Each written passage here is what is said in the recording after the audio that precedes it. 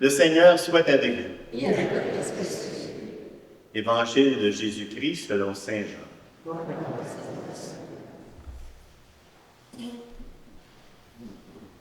C'était après la mort de Jésus, le soir venu en ce premier jour de la semaine, alors que les portes du lieu où se trouvaient les disciples étaient verrouillées par crainte des Juifs.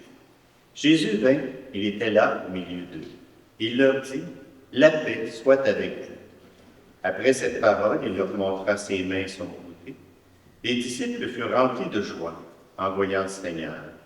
Il leur dit de nouveau, « La paix soit avec vous.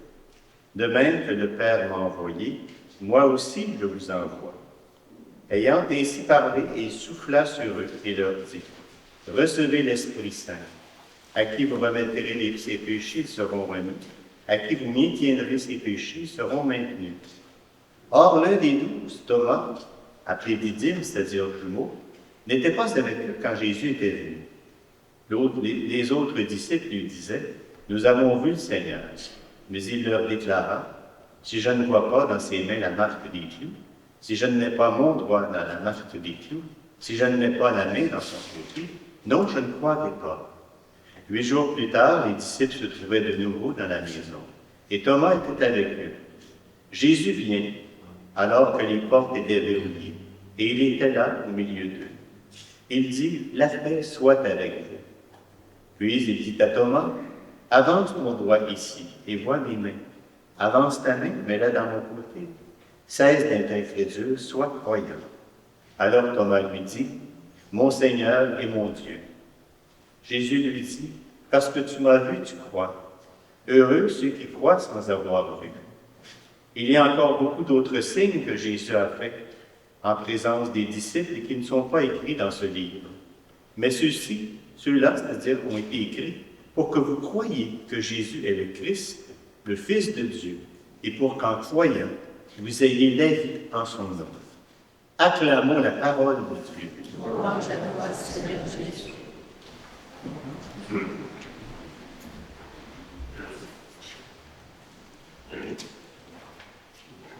J'allais dire, quel beau texte.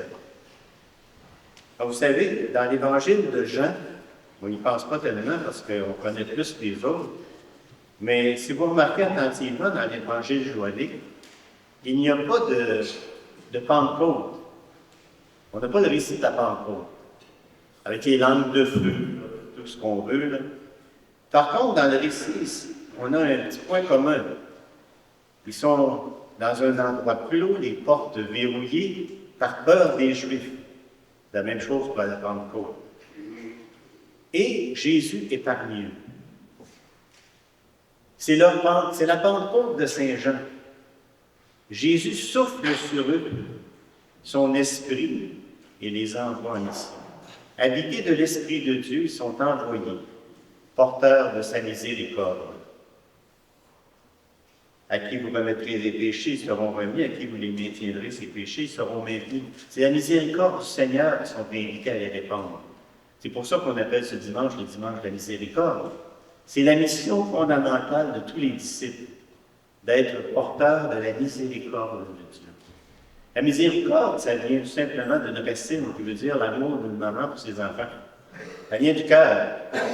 Alors Dieu nous aime intensément, et c'est cet amour. Surtout, remarquez dans la famille, moi j'ai été malade souvent quand j'étais jeune. De 0 à 6 ans, c'était assez plate pour mes parents, en tout cas. Mais j'étais le plus jeune chez nous. J'étais souvent malade. Ma mère s'occupait bien plus de moi que les autres dans ce temps-là. Il n'y en avait pas qui étaient jaloux, c'était normal. Hein, quand il y en a un qui est malade, ça en occupe plus, c'est un peu normal. En venant me porter du blanc à manger, tout ça, moi.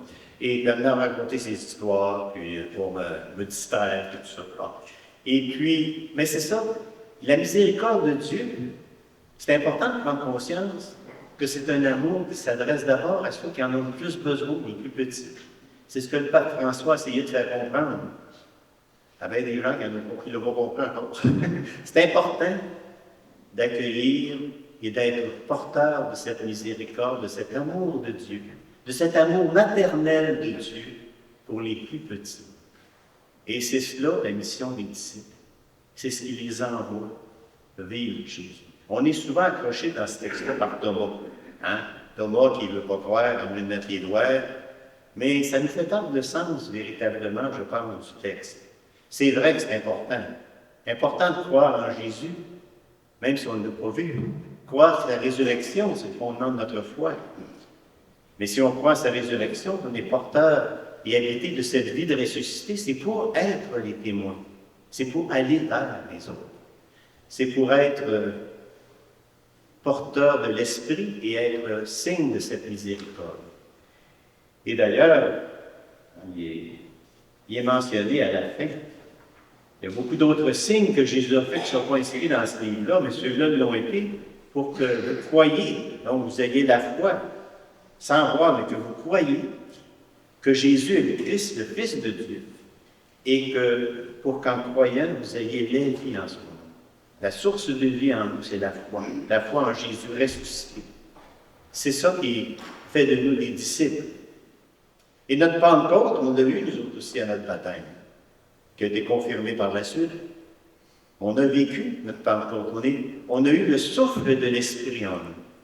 Et nous sommes invités, là où on est, avec lui, dans notre vie quotidienne, d'être porteurs de cette miséricorde de Dieu. C'est important parce que, bien des fois, on a une tendance à l'oublier, cette mission importante qu'on a. On a bien des soucis, on a bien des préoccupations dans le monde quotidien qui fait qu'à un moment donné, on a bien des choses qui prennent le dessus dans notre quotidien, mais c'est important de se faire recentrer de temps en temps sur ce que Dieu attend de nous, ce qui est le plus important pour lui. C'est pas tant ce que l'on fait que ce que l'on est. Si on est porteur de miséricorde, si on est source de miséricorde, à ce moment-là, on est vraiment disciple du Christ. On est témoin. Et vous savez, notre mission, dans le fond, c'est de prolonger celle du Christ. C'est de faire un monde plus fraternel, plus humain, plus chaleureux. Parce que la mission du Christ, c'est de faire le monde, de faire en sorte que les gens soient heureux, que les gens sentent l'amour de Dieu, goûtent l'amour de Dieu pour eux. Et c'est à travers nous, bien souvent, que ces gens-là que les gens qui nous entourent vont goûter cet amour de Dieu.